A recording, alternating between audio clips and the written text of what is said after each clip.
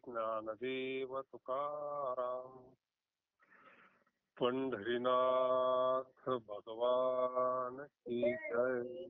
मौली ज्ञानेश्वर महाराज की जय जगद्गुरु संत तुकाराम महाराज की जय. जय गुरु गंगागिरी महाराज की जय सद्गुरु श्रीपाद रामदास महाराज, जय पांडुरंगदादा महाराज की जय. श्री स्वामी समर्थ महाराज की जय हर हर महादेव.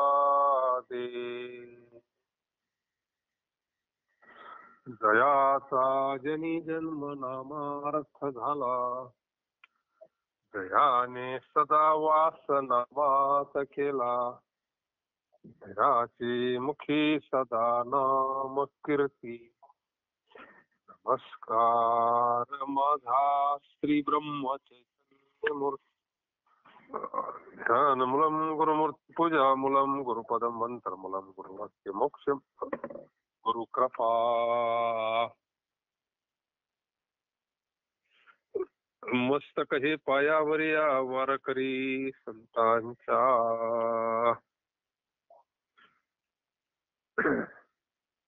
53 नंबरचा भंग आहे ना. हा नेने गाणे कंठ नाही हा सुस्वर. अथवा थोड्या वेळाने कॉल करा. खाते घालू तुझ भार पांडुरंगा. नेने राग वेळ काळ घात मा तुझे पायी चित्त ठेवी देवा. तुका म्हणे मज चाड नाही जना तुझ नारायणा वाचवनिया.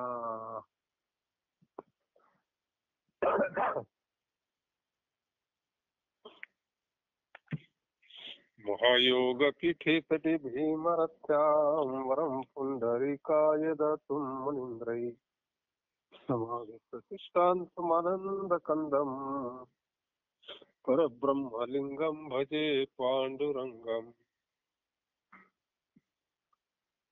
ओम नमो जी आद्या वेद प्रतिपाद्या जेत संविद्या स्मरूपा देवा तुझी गणेशो सखलार्थ मती सकाशो रे निवृत्ती दासु अवधारी. नेने कंठ नेने गाणे कंठ नाही हा सुस्वर. घालू तुझ भार पांडुरंगा. नेने राग वेळ काळ घात मा तुझे पायी चित्त ठेवी देवा. तुका म्हणे मज साड नाही जना तुझ नारायणा वाचवनिया. मी गाणे ते कसे जाणत नाही, माझा गळा सुस्वर नाही. जगद्गुरु तुकोबाराय आता आपल्या भूमिकेतून बोलते बरं. त्यांच्याकडे काही कमी नाही.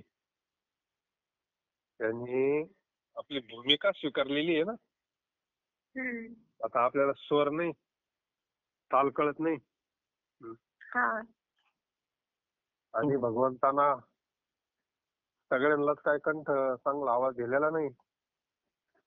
आपली भूमिका घेऊन जगद्गुरु तुकोबाराय मांडतात. परमार्थाला याची अडचण आहे का बा काही. एखाद्याला जर समजा स्वर नसला तर मग त्याचा उद्धार होणार नाही का बा. आम्हाला कुठं गाता येते बुवा. सगळ्या त्या भूमिका लक्षात घेऊन जगद्गुरु तुकोबाराय म्हणतात, नाही तया विन भुकेला विठ्ठल, येईल तैसा बोल राम कृष्ण. नुसतं भगवंताचं नामचिंतन केलं तरी जीवाचा उद्धार होतोच आहे ना. या गोष्टी अलंकार आहे, साह्य आहे परमार्थाला. मेन एक सुरेख साधन म्हणजे भगवंताचं चिंतन. जसं गुरुवर्य दादांचं एक वाक्य नेहमी असायचं, एखादी पतिव्रता आहे सौभाग्यवती आणि तिच्या गळ्यामध्ये मंगळसूत्र आहे आणि वर भरपूर अलंकार आहे, मग ते अलंकार शोभतीलच ना. पण जर मंगळसूत्र नसलं आणि अलंकार किती काय असले तर उपयोग आहे का त्याचा. नाही ना. कसं भगवंताचं चिंतन आणि मग वरून हे अलंकार आहे. याला अलंकारच म्हणतात. नाही तरी जुने लोक अलंकारच म्हणत होते. गायनाचार्य मृदंगाचार्य याला अलंकार म्हणत होते पूर्वी. हा. जगद्गुरु तुकोबाराय म्हणतात, मी गाणी ते कशी जाणतच नाही ना. काय कोण शिकायला गेलो नाही. सा रे गा मा पा धा नि सा. आणि त्यांना जे बिगर शिकता झालं ते जे ज्ञान आहे ते मग ओरिजिनल ज्ञान नाही का.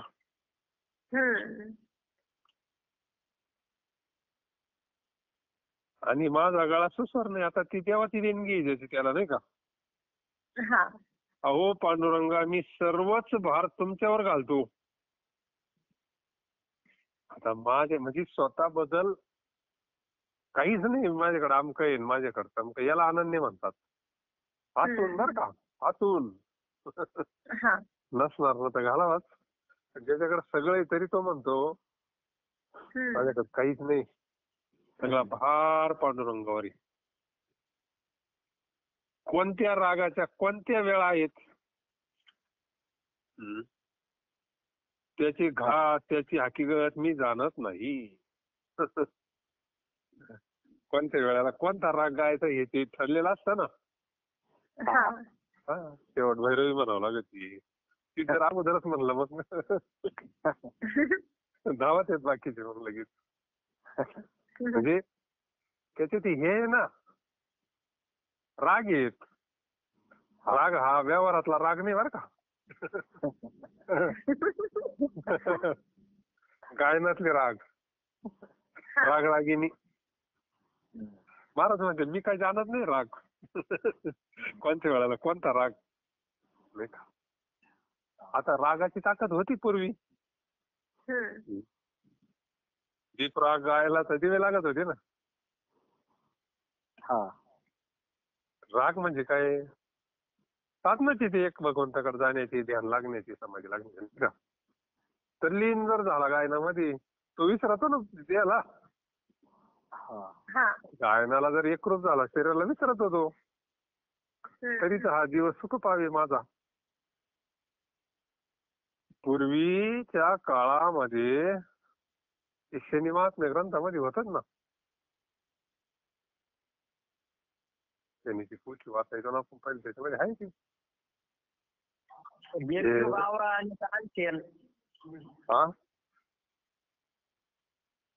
काय बिरजू गावरा आणि तानसेन यांची वाली कथा आहे प्रचलित पाठीमागे ते रागरागिणीवरून.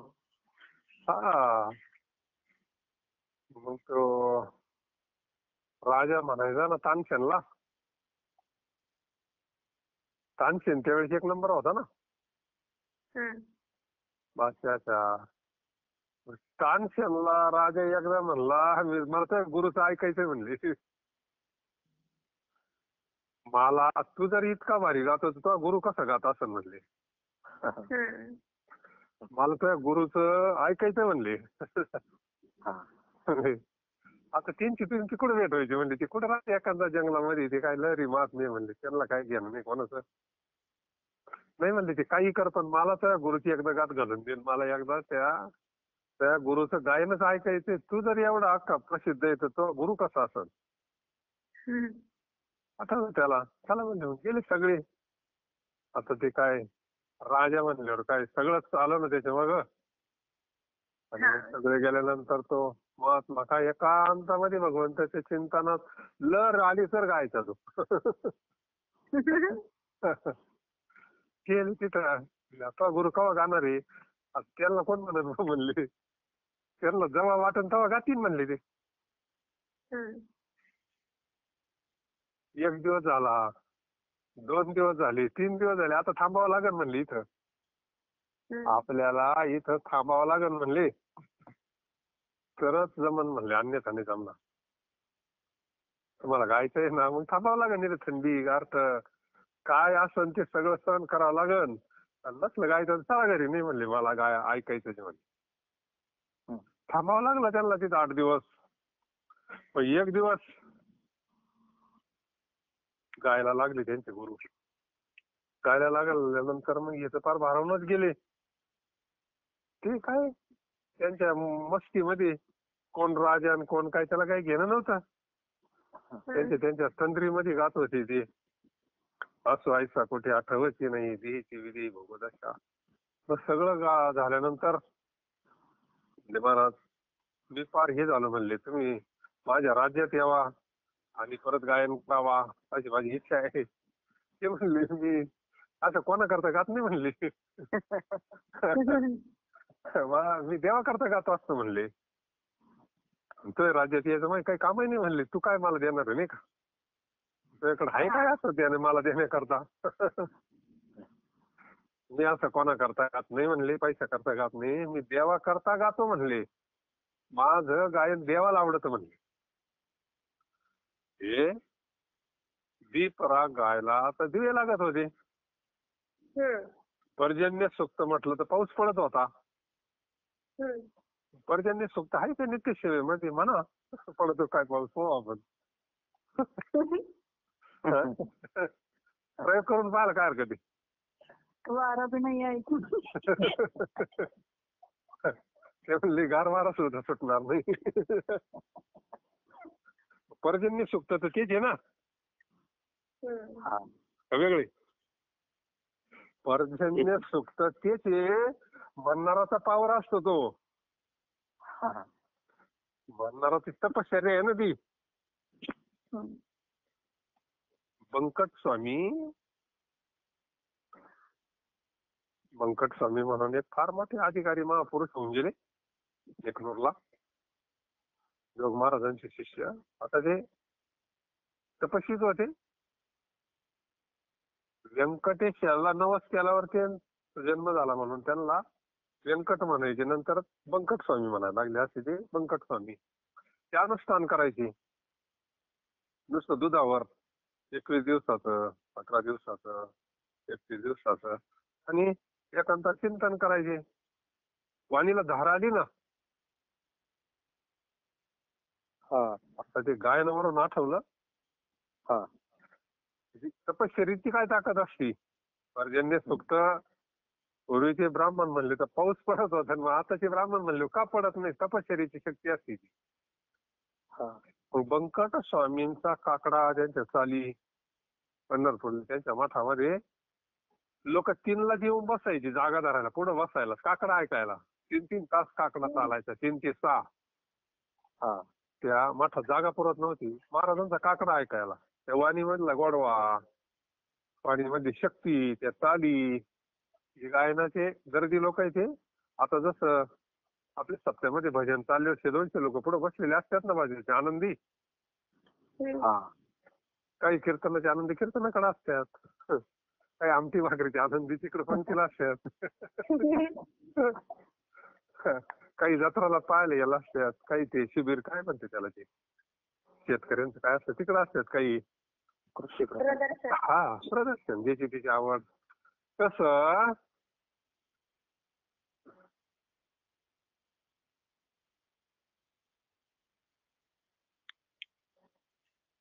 आपलं यांचा बंकट स्वामींचा विषय काकडा ऐकण्याकरता लोक यायचे. लोकप्रियता भरपूर होती. त्यांचा एक शिष्य होता. तर म्हणला महाराज माझ्या गावाला तुमचं कीर्तन ठेवायचंय. तो म्हणला काय आता आम्ही क्षेत्रात राहणारी मंडळी आमची ती शास्त्राची भाषा खेड्याच्या लोकांना कळत नाही. तर त्याचा लय आग्रह. आता शेवटी काय राहतं लेकराची इच्छा पूर्ण करावं लागते. त्याचा लय माझ्या गावाला येत म्हणले एकदा. ठीक आहे म्हणले. ते महाराजांचं कीर्तन ठेवलं. त्या काळात बैलगाड्याला लोक कीर्तनाला यायचे. त्यानं जवळपासच्या सगळ्या खेड्यांवर प्रसिद्धी जाऊन अशी जवळ दिली बंकट स्वामींचं कीर्तनी म्हणून. आता प्रत्येक काळात असतातच. तिथला पाटील म्हणे मला तमाशा ठेवायचा म्हणजे त्या दिवशी. ज्या दिवशी कीर्तन आहे ना त्या दिवशी तमाशा ठेवाल त्याला. ज्या दिवशी बंकट स्वामींचं कीर्तन ठरलं ना नियोजन त्यानं तमाशा ठेवला. आता त्या वेळेस कीर्तन म्हणजे शाळेपुढं त्यानं तिथंच शेजारी तमाशा ठेवला. आता त्यावेळेस काय फोन नव्हते काय नाही. आले महाराज एसटीनं तो घेऊन आला, लागला रडायला. म्हणले महाराज कीर्तन ठेवलंय तुमचं, होकार प्रसिद्धी केली, पण पाटलानं त्या दिवशी तमाशा ठेवला म्हणे गावात, आता कोण येईन कीर्तना? आणि तू काय रडत होता? तू आहे ना म्हणले ऐकायला. अरे तू एकटा असला बस झालं म्हणले, मी एकटा कीर्तन करीन म्हणले, तू काय कर म्हणतो, रडू नको म्हणले. झालं. आता त्याने तमाशा लवकर चालू केला का, ज्या लोक इकडे जास्त आले पाहिजे. आणि मग आता बरेच लोक तिकडेच गेले ना, काय म्हणले मग कीर्तन सुरू झाल्यावर आता येईल पाहू आपण असो.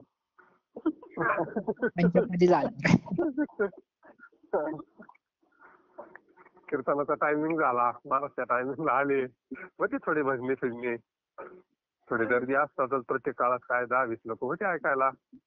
केलं महाराजांनी कीर्तन सुरू, रामकृष्ण हरी झालं.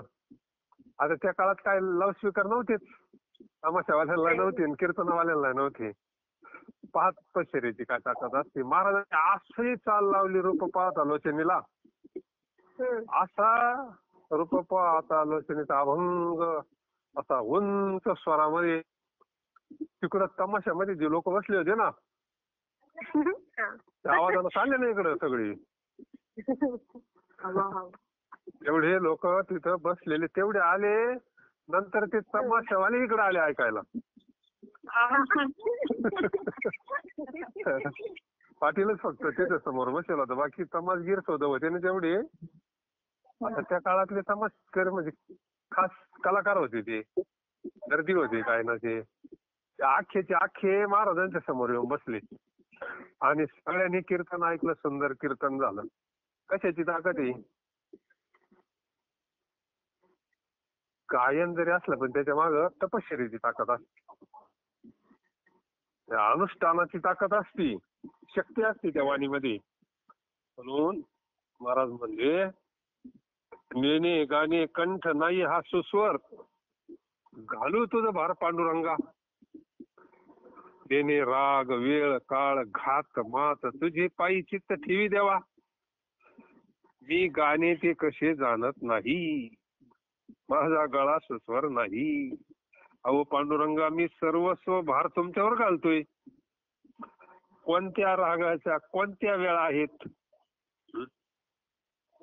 ह्या मला त्याचे घात त्याची हकीकत मी जाणत नाही, हे मला त्याचं ज्ञान नाही. तुका म्हणे मज चाड नाही जना, तुझं नारायणा वाचूनिया. हे ना चरणाचा अभंग आहे, बरोबर आहे ना? अगो देवा, तुमच्या पायी मी चित्त ठेवले आहे. चार चरणाचा आहे का काय भानगड काय? तीन चरणाचा असं ना? हा. तीनच चरणासाठी राहिला. नेने गाणे कंठ नाही असं स्वर झालं तुझं भार पांडुरंगा.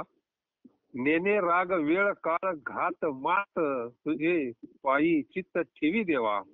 आणि तिसरं चरण तुका म्हणे मज चाड नाही जना, तुझं नारायणा वाचून या. तुकाराम महाराज म्हणतात, तेव्हा तुमच्या पायी मी चित्त ठेवलंय, मला बाकीचं माहिती नाही, मी तुम्हाला शरण आलोय नाही का, मला दुसरं काही नाही, माझं चित्त तुझ्या पाया राहू म्हणले, एवढं काही नको. तुकाराम महाराज म्हणतात, अहो नारायणा, तुमच्या वाचून मला इतर जनाची इच्छा नाही. सगळं सगळं तुमच्या पायाशी अर्पण. तुका म्हणे प्राण करा देवाची अर्पण. तुमच्या वाचून मला काहीच माहिती नाही, काही इच्छा नाही मला, काही नाही. म्हणून सगळा भार तुमच्या चरणावर आहे.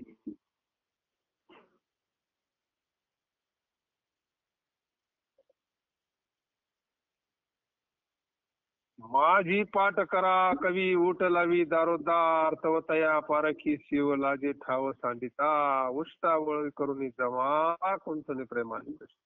तुका म्हणे बाहेर मोदी आहात गोविंदी न सरती. कला ला क ला ट जोडून प्रसादाचे काही अंग नसताना कविता करणारे जे आहेत ती आपली कविता दुसऱ्याने पाठ करावी म्हणून दारोदार जाऊन लोकांचे पाठीमागे उठ लावतात. आणि ते त्यांना म्हणतात आमची कविता पहा आणि पाठ करा. चालो मालो होते ना. तुकोबरायांच्या काळात चालो मालो होतेच.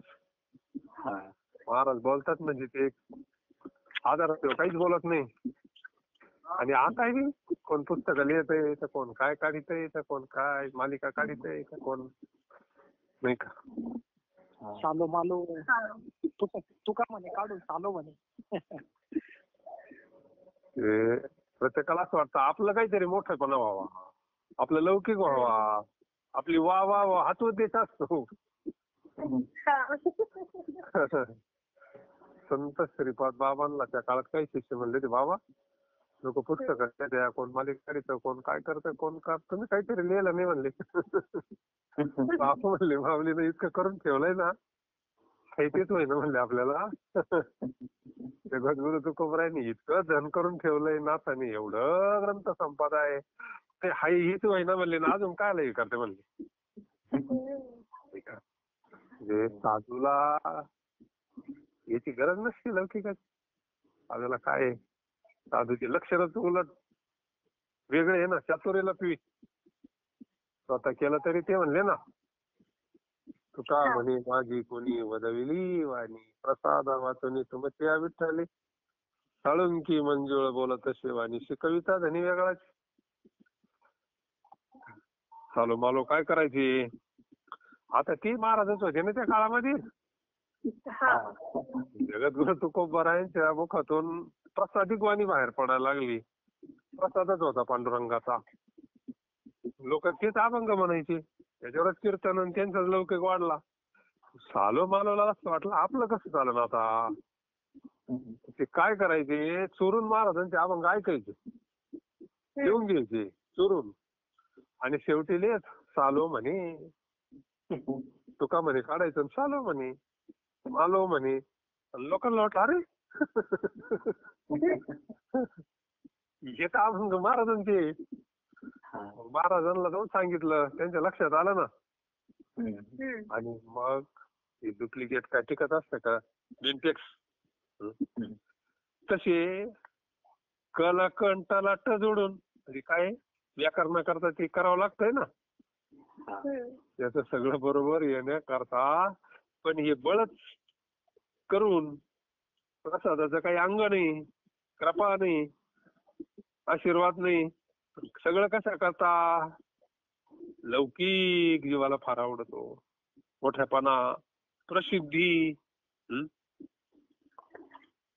कला कंटाला ट जोडून प्रसादाचे काही अंग नसताना कविता करणारी जी आहे ती आपली कविता दुसऱ्याने पाठ करावी वरून सांगणार. म्हणून दारोदार जाऊन लोकांचे पाठीमागे उठ लावतात. वाचा आमच्यावाला, आम्ही हे लिहिलंय, आम्ही हे केलंय. आणि ते त्यांना म्हणतात आमची कविता पहा आणि पाठ करा.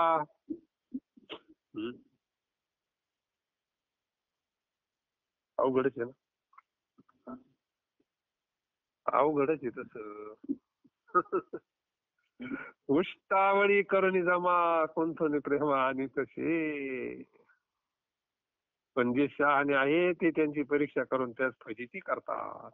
मग तो ते ठिकाण सोडून जायच्या वेळेस मोठा लज्जित होतो. पण जी खरी लोक आहे ती काही लक्षात येतं ना त्यांच्या.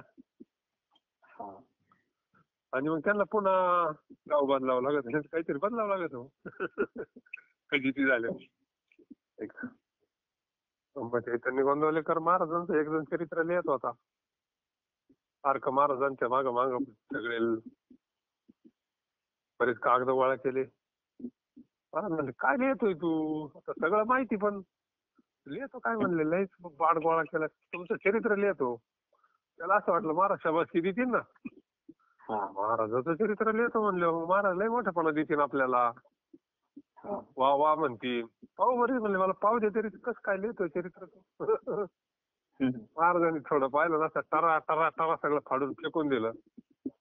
अरे म्हणले साधूचं चरित्र लिहिणार जन्माला यावं लागत म्हणले. साधूला काय घेणं प्रसिद्धीचं नाही का. आणि असताना प्रसिद्धी काय ती हो. कीर्तीला तर तो मध्ये येऊनच देत नाही ना. नाही. दया आणि कीर्ती बहिणी आहे ना त्या दोघी जणी. साधूच्या आश्रमात दयाला एंट्री, कीर्तीला एंट्री नाही.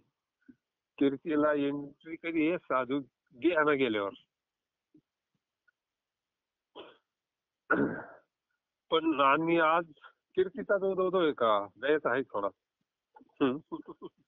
बहिणी त्या सख्या बहिणी आहे पण उदो कीर्तीचा आहे दयाचा नाही ना. दया हे भांडवल संता. साधू संत माय बाप ते का दयेचे सागर. भावाचे मुख्य स्थान भक्तीचे ते माहेर. हे साधूचे लक्ष्य नाही ना.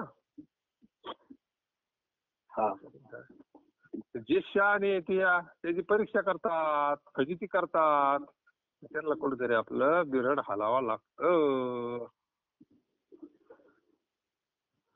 उष्टावळी करुणी जमा कोणतुने प्रेम आणि तसे. ज्याचे कवितेतील उष्टी 4 अक्षरे, त्याचे कवितेतील उष्टी 4 अक्षरे गोळा करून कविता करतो. त्यामध्ये वेळेत बळच प्रसादिक प्रेम दाखवतो. जसं आता कीर्तनकार काय अभ्यास करून ग्रंथ पाहत नाही. अरे युट्यूब वर फक्त ऐकायचं, इकडं थोडं ऐकायचं, तिकडं ऐकायचं, इकडं ऐकायचं, चालून द्यायचं. चाला काय महाराज म्हणले वाचून ग्रंथ करावे कीर्तन. गुण चरित्रे परम पवित्रे साधन वर्णावी. एवढं असून वैराग्य लागतं, भक्ती लागते, प्रेम लागतं, तर ते काहीतरी समोरच्यावर परिणाम करतं. गोळा करेल काय आपलं ते फक्त पोटबीट चालते व्यवस्थित, बाकी काही नाही का. इकडं थोडं तिकडं. तसं महाराज म्हणले याच्या कवितेतील 4 अक्षर, त्याच्या कवितेतील गोष्टी 4 अक्षरे गोळा करून कविता करतो. त्यामध्ये बळेच प्रसादिक प्रेम दाखवतो. त्याचा परिणाम होत नाही, स्वतःला समाधान नाही, पुढच्याला समाधान नाही का. आप डुबे तो डुबे यजमान को लेकर डुबे. सांगणारा तो पशी ऐकणारा कवा होईल नाही का.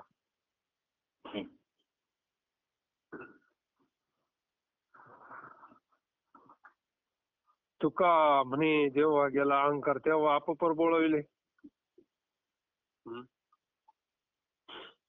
तुकाराम महाराज म्हणतात आंतरी हरिविषयी प्रेमाचा लेश नसताना बाहेरच्या बाजूने टाक टीका करणारे जे आहे ते गोविंदाच्या ठिकाणी शर्ती होत नाही. त्यांच्या ठिकाणी मी करतो अहंकार आहे ना. करतो तो भाव शिल्लक आहे ना, जे भाव शिल्लक आहे त्याची गोडी नाही ना मग. आणि जोपर्यंत अहंकार जात नाही तोपर्यंत का म्हणे जेव्हा गेला अहंकार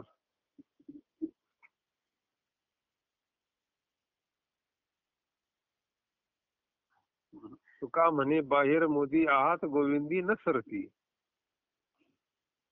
तुका महाराज म्हणता अंतरी हरिविषयी प्रेमाचा लेश नसताना अंतरंगात देवाबद्दल प्रेम नाही ना. अंतरंगामध्ये जर भक्ती नाही, प्रेम म्हणजे भक्ती. जर अंतकरणात देवाबद्दल प्रेम नसेल, भक्ती नसेल तर ती नुसती विटंबना आहे महाराज म्हणतात. नाटक आहे ना ते भक्तीचं. नाटक उघडं पडतच असतं. चिरगुट बांधून किती जरी सोंग आणलं पण ते उघडं पडत नसतं कधीतरी. तुकाराम महाराज म्हणतात अंतरी हरिविषयी प्रेमाचा लेश नाही. बाहेरच्या बाजूने टाका टीका करणारे गोविंदाच्या ठिकाणी सरते होत नाहीत नाही का. सरते म्हणजे आपल्याला माहिती आहे ना, संतांनी सरता. ते कृपेला पात्र होत नाही, भगवंताच्या कृपेला पात्र होत नाही.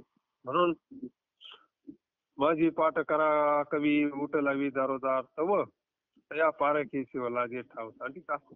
उष्टावळी करून नमा पंतन प्रेमाने तशी तुका म्हणे बाहेर मध्ये आत गोविंदी न सरती.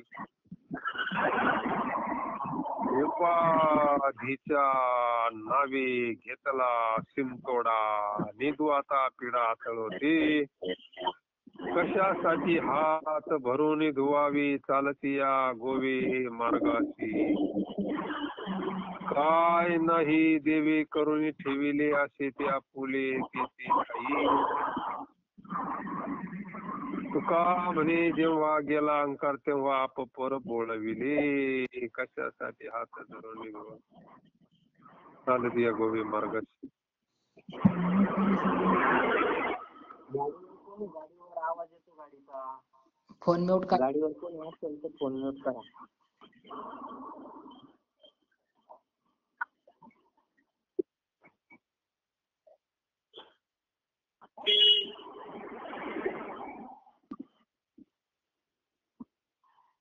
उपाधीच्या नावे घेतला शिंतोडा निधू आता पिढा तळोती.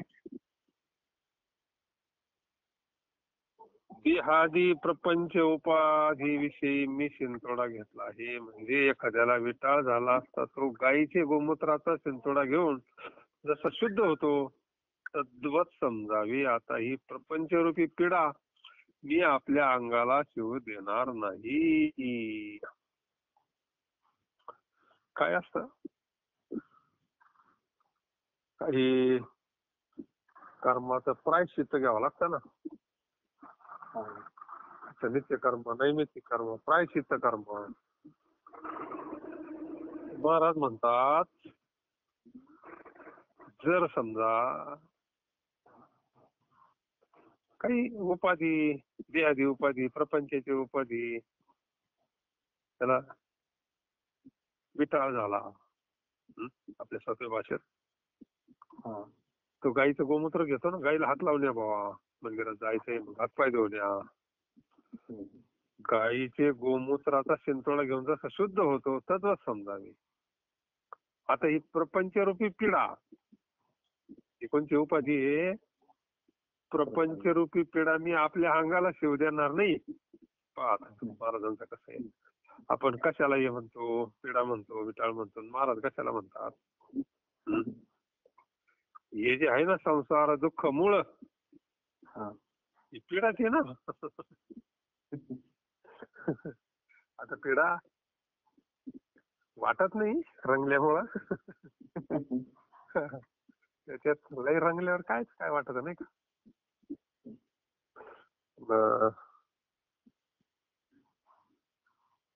महाराजांना वाटतंय की आता ही प्रपंचरूपी पिढा मी आपल्या अंगाला शिवू देणार नाही.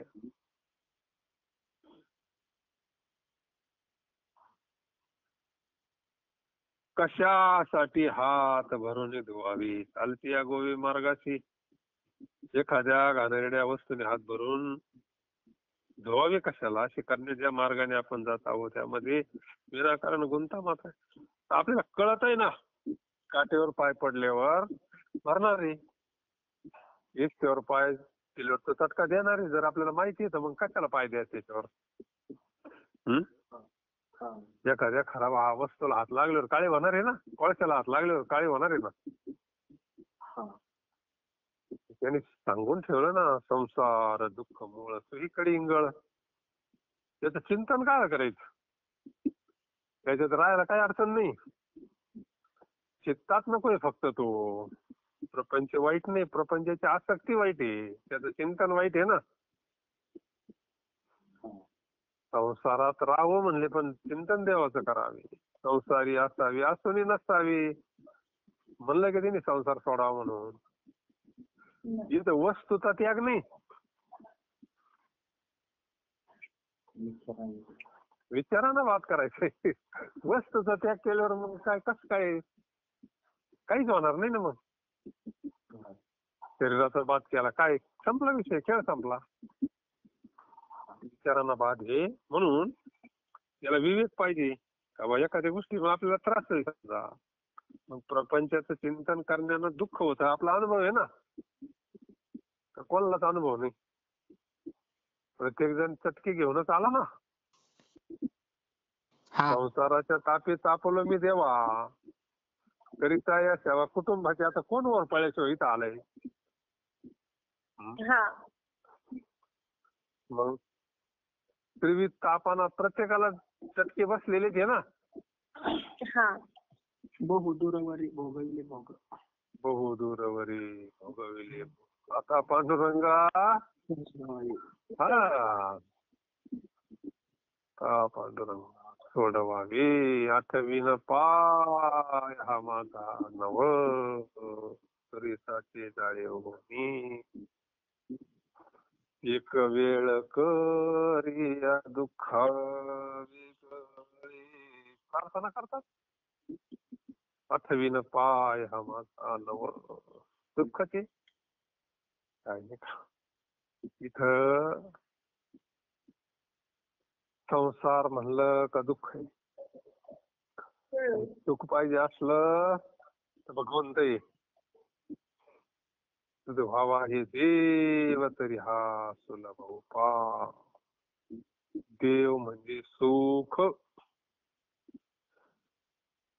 पण तर कळालंय आपल्याला याच्यापासून दुःख होतं, त्याचं चिंतन नाही करायचं. बाकी काय, त्याच्यापासून लांब राहायचं, थोडं राहायचं त्याच्यातच. फक्त चिंतन नाही करायचं त्याच्यावाला.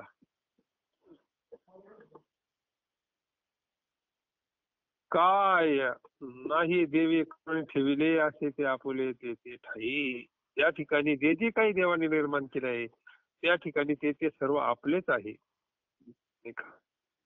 संतांनी त्याचा विनियोग तसाच करून घेतला ना. मग अवघाती संसार सुखाचा करीन. आतमध्ये सुख झालं का मग बाहेर सुखच आहे ना. हा सुख म्हणजे देव, त्यांना सर्वत्र देवाचं दर्शन झालं ना. हा आणि आपल्याला जगत दिसतं म्हणून दुःख आहे. आपल्याला सगळीकडे जर देव दिसला, प्रत्येकामध्ये देव दिसले, भांडण होईल का? नाही. कायला भांडण होईल करा मग. नवऱ्या जर पत्नीमध्ये देवी दिसली, पत्नीला जर मालकामध्ये नारायण दिसला, भांडण होईल का? काहीच भांडण व्हायचं कारण नाही ना. सगळं देवाला निर्माण केलं म्हटल्यानंतर भांडणच मिटलं. तुका म्हणे जेव्हा गेला अहंकार तेव्हा अपुपर बोळविले. तुकाराम महाराज म्हणतात एक देहाविषयीचा अहंकार गेला, वर्म सांगितलं जाता जाता महाराजांनी. देहाचा अहंकार म्हणून दुःख आहे सगळे. सगळ्या दुःखाला कारण देहाचं अहंकार. त्याचा अहंकार फार अवघड. तोच आडवा आहे. बाकी आपल्याला जसं काहीच आडवं नाही परमार्थ प्राप्तीला. आडवं आहे काय दुसरं. ते म्हणले पोट भरणं अवघड, इतकं परमार्थ सोपा आहे. वृत्तीनं गेलं तर हा देहाचा अहंकारच आपल्याला उलगडून देत नाही ना काही. मी शुक आलोय म्हणले. कोण आलंय म्हणले मी शुक आलोय म्हणले, जाऊन सांगा जनकाला.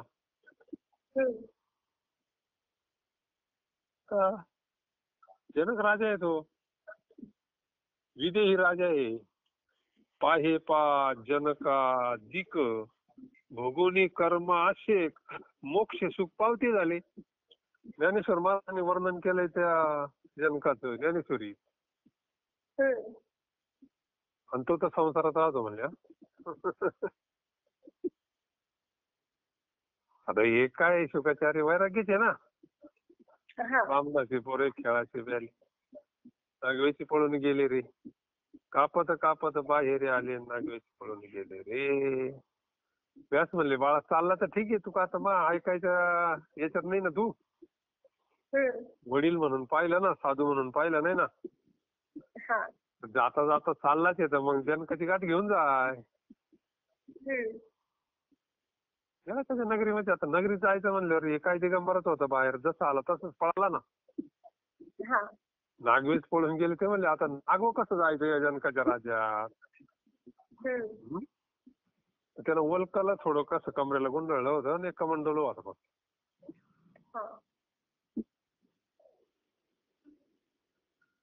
आणि मग त्यानं द्वारपालाकडे सांगितलं राजाला जाऊन सांगा मी शुक आलोय म्हणून. हा द्वारपाला नेऊन सांगितलं आपल्याकडे साधू आलेत म्हणले, त्याने सांगितलं मी शुक आलो म्हणून. राजानं सांगितलं त्याला म्हणा एकटा ये. त्याला माझा निरोप जाऊन सांगा एकटा ये म्हणून. जाऊन सांगितलं निरोप. तो म्हणला राजाला सांगितलं एकटा म्हणजे म्हणजे मी एकटाच आहे. हा म्हणला त्याला जाऊन सांगा मी शुक आलोय म्हणून. दोन नाही झाले का?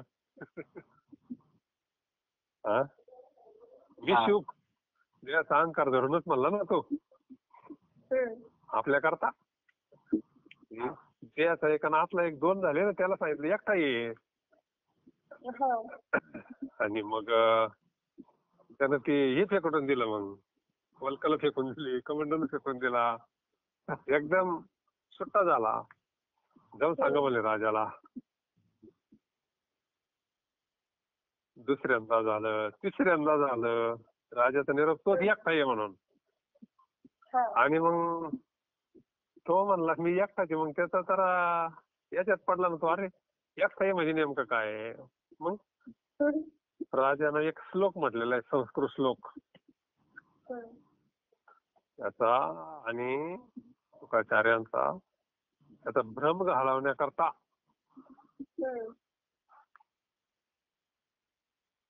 संगम त्यक्ता सुखी भव. मी देह हा संग टाक, लगेच तुला समज लागेल म्हणजे. सुखी भव म्हणजे आशीर्वादच दिला ना. म्हणून संग टाकी सेवी अद्वैत भाव. मग हा श्लोक म्हणल्या त्याला लगेच समाधी लागली ना.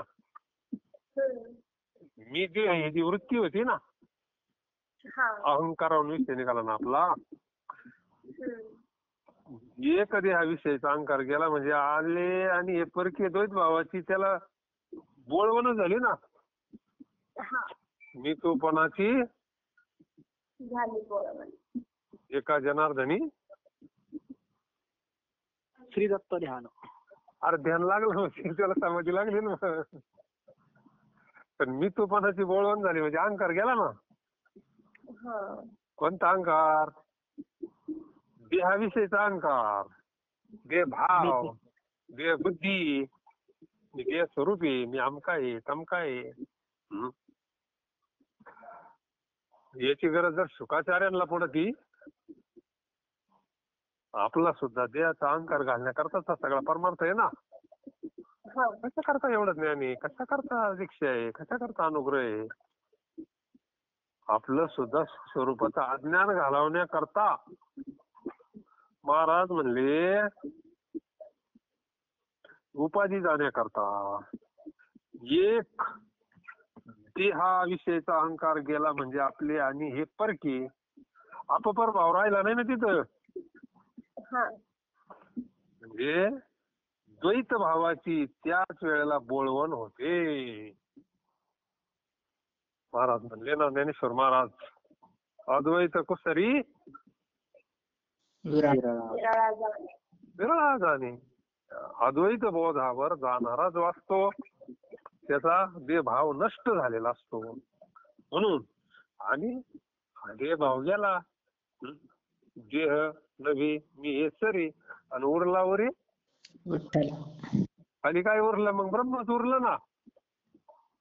आणि ते ब्रह्म हे आपलं स्वरूप आहे. आत्माच ब्रह्म आहे ना.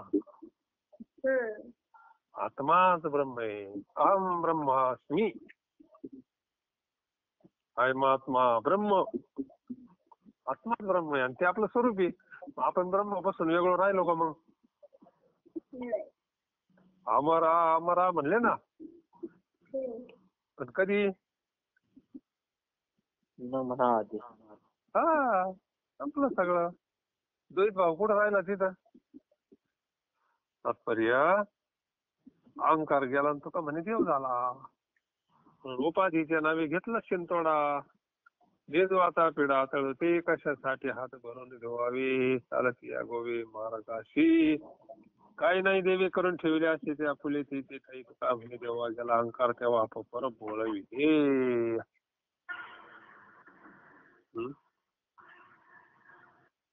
9 वाजले काय? हा वाजले. तात्पर्य जगद्गुरु तुकोबारायला अभंगातून एकच सांगत जे उपाधीमुळं सगळं, अज्ञानामुळं या गोष्टी घडतात प्रत्येकाच्या जीवनात. पण हळूहळू ही उपाधी नष्ट झाली पाहिजे. उपाधीच्या नावे घेतला शिंतोडा आणि जो आता पिढा तळवते. कशासाठी हात भरोनी धुवावे चालती या गोवे मार. आता आपल्याला कळालंय दुःखाचं कारण काय आहे. मग आता एकदा दुःखाचं कारण कळाल्यानंतर पुन्हा त्या रस्त्याला कायला जायचं असं आहे ना. हा तसंच विवेकावर राहणं म्हणजे पुन्हा विषयात रमणं नाही.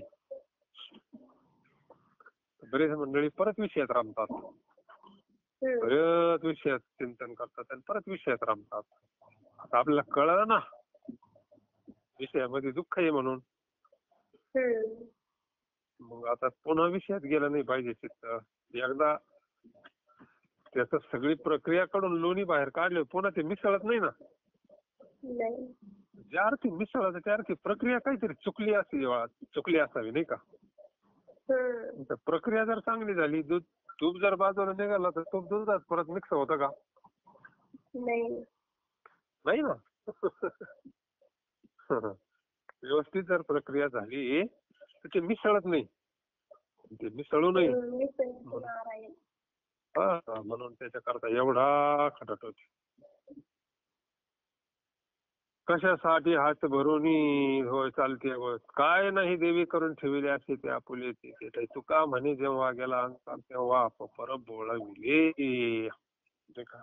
अपपर भाव जावा, द्वैत जावं आणि अद्वैत बोधावर जो आहे त्याला काहीच नसतं. मग सुख नाही दुःख नाही काय येणे त्या ठिकाणी फक्त निरामय सुखे, निरामय शांती आहे, ब्रह्मानंद आहे. दिव्य आनंदामध्ये राहिला का तिथं उपाधी नाही, देहाचा अहंकार नाही, काही नाही. काय असं निर्मळ जीवन म्हणजेच मुक्तीचा सुखी मुक्तीचा आनंद आहे, तो प्राप्त व्हावा. आणि हा देहभाव गेला तर तो प्राप्त होत असतो. कुंडलिका वरदारी विठ्ठल श्री ज्ञानदेव तुकाराम पंढरीनाथ भगवान की जय.